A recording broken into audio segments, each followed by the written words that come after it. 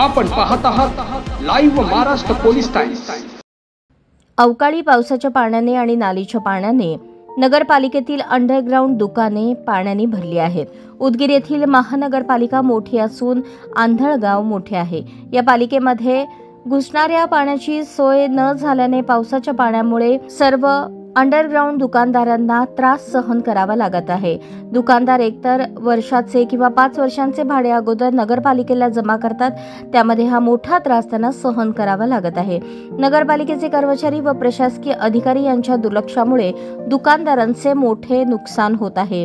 या पाण्याच्या त्रासाला कंटाळून दुकानदार आपले दुकाने बंद करत आहेत। या बेजबाबदार कारभाराची चौकशी करावी आणि कर्मचाऱ्यांवर योग्य ती कारवाई करावी अशी मागणी दुकानदारांमधून होत आहे।